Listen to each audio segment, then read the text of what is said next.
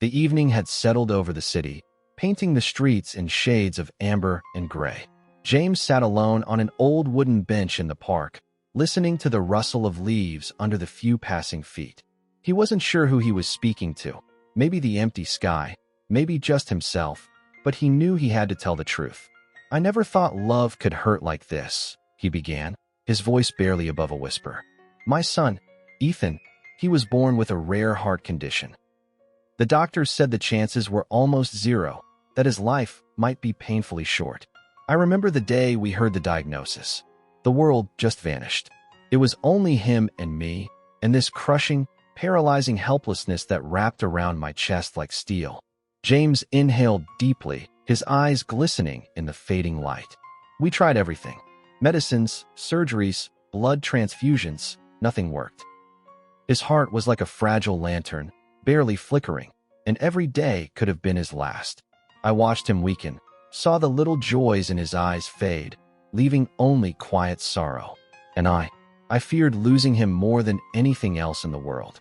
He paused, tracing the scar across his chest through his shirt, the memory almost too heavy to bear.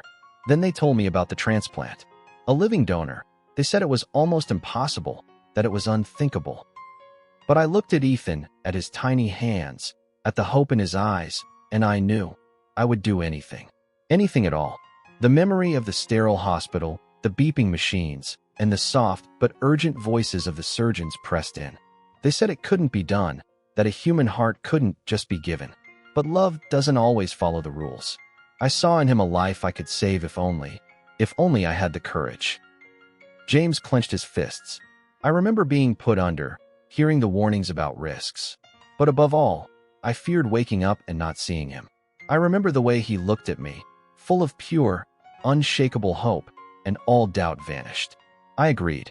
He looked at the darkening sky, a faint smile touching his lips. When I woke, Ethan was there. His eyes sparkled with life, and in that moment, I understood. His heart beats, and in it lives a part of me. I can no longer hear my own heartbeat. It stopped, but every laugh of his, every breath, every step he takes, that is me continuing. I live in him. Tears rolled down his face, but he smiled through them. Some call it a miracle. To me, it was a choice I made without hesitation. Love, it can be terrifying and cruel, but it is also the strongest force in the world. I gave him everything I had, and there is no greater joy than hearing your child laugh when you can no longer breathe yourself.